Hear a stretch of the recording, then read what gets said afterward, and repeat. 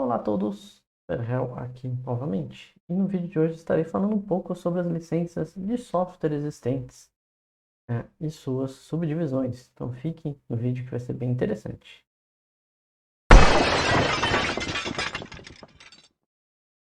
No caso, esse vídeo me veio após eu responder um comentário no meu último vídeo de GIMP, onde citei a licença dele, que no caso é a GPL.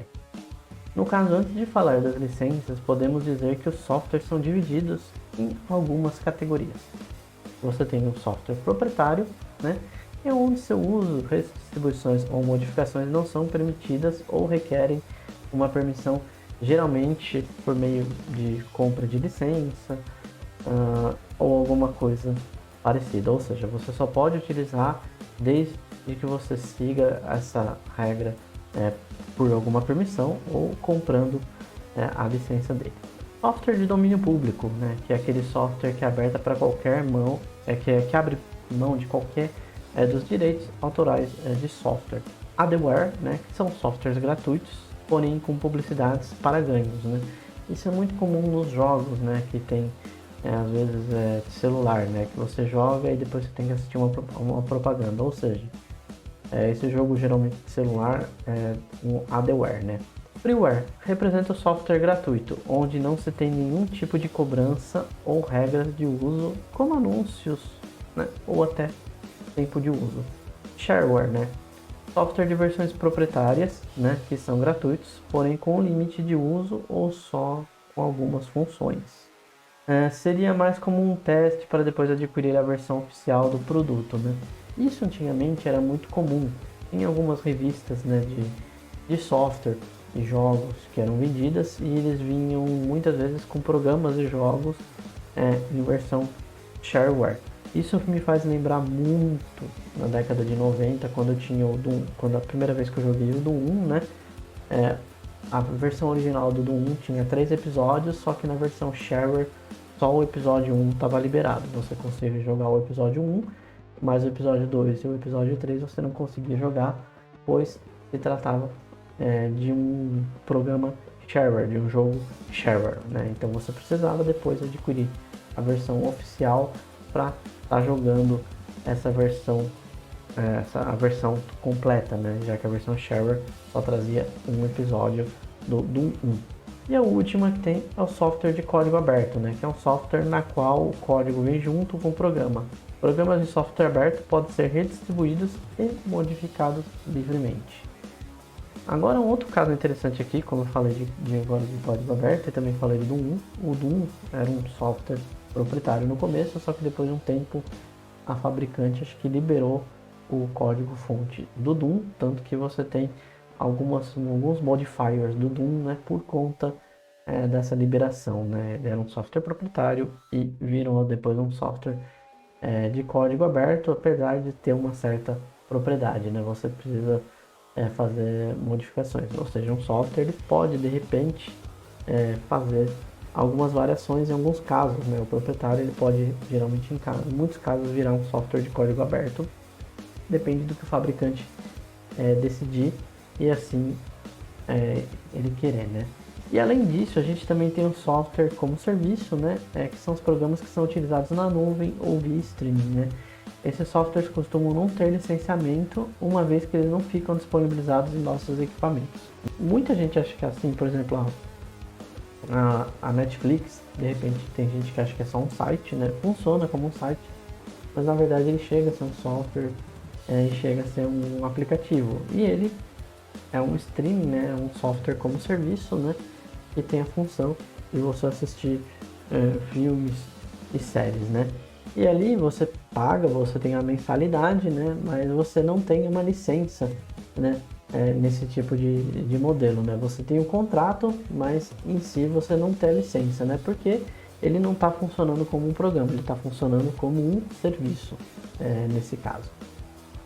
Então, como eu falei, esses tipos de softwares, né, como serviço, softwares na nuvem, eles acabam meio que não entrando nesse tema aqui das licenças, porque eles acabam funcionando como um serviço e não como um programa ou como um aplicativo, não como um programa, né, em si, né, ele acaba funcionando mais como um serviço, né.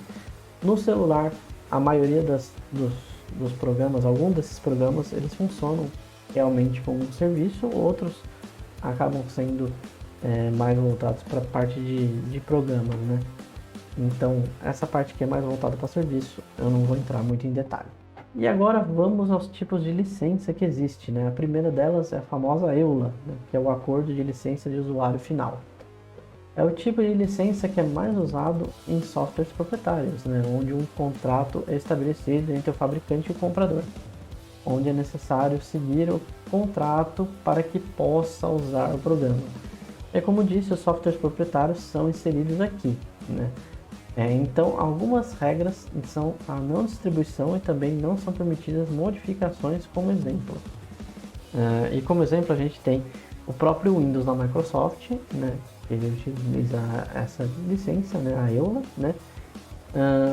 E o Photoshop, né? O Photoshop também você tem um contrato desses que é relacionado da empresa que fabrica com o usuário final que vai estar utilizando.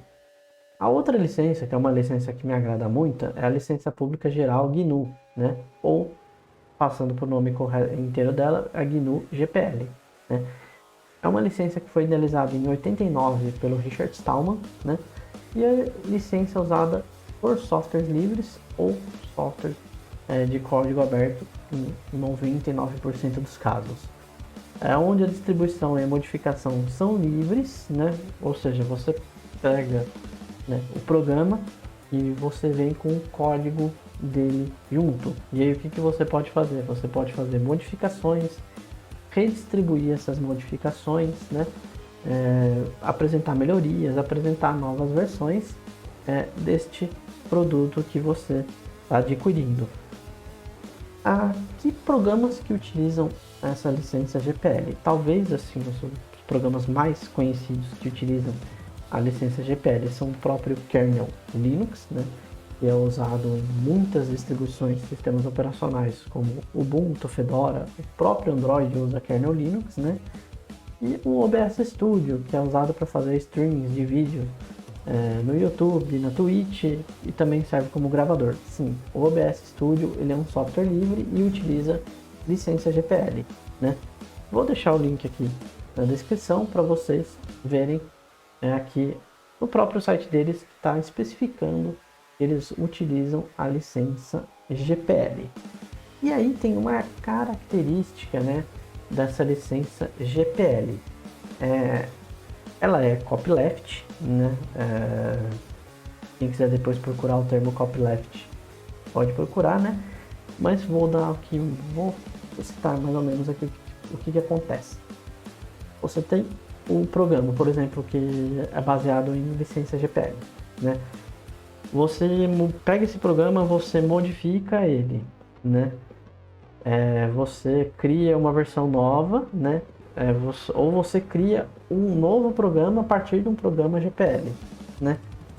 O que acontece? Essa distribuição nova até esse novo programa, ele tem que continuar usando a licença GPL. Você não pode pegar um programa que é baseado em software livre e transformar ele em software proprietário, mudar a licença dele. Ele tem que continuar como GPL, ele tem que ter aquelas mesmas regras do código fonte do software livre sempre. Ou seja, você tem um outro exemplo que eu vou dar. Você tem o GIMP, né? E o GIMP, como eu falei, ele é um software livre, código aberto, licença GPL, né? E aí o que você vai fazer? Você pega o GIMP e vai falar, vou criar um novo editor de imagens baseado no GIMP. Esse novo editor de imagens baseado no GIMP, ele tem que continuar, né, tendo essa licença GPL. Você não pode pegar, vou pegar um editor de imagens que seja GPL, né, e transformar ele em proprietário. Você não pode fazer isso, né? Se fizer isso, depois dá um problemão enorme. Teve empresas que já sofrendo com esse problema, pois pegavam software livre e fazia uma versão desse software livre e transformava em software proprietário. E aí acaba dando problema. E além dessas, né, você tem outras licenças, né? Geralmente as licenças relacionadas a código aberto, né, e a programas de software livre, elas são maiores. Você tem a licença BSD, que também tem um sistema operacional, tem um kernel em cima também tem o mesmo nome, né? E ao contrário da licença GPL, né, ela não tem tantas regras, né? Tanto que ela não acaba sendo considerada uma licença copyleft, né? Mas mesmo assim, os seus produtos podem ser distribuídos e usados livremente, né? Tem um sistema chamado FreeBSD baseado no Unix e você pode pegar ele para testar, para usar, para fazer modificações assim que você achar necessário, né? Você pode fazer o que você quiser com o kernel dele, né?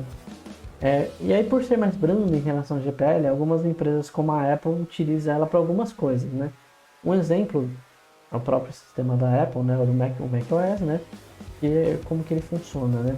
O ambiente gráfico é proprietário, a interface gráfica do usuário é proprietário, né?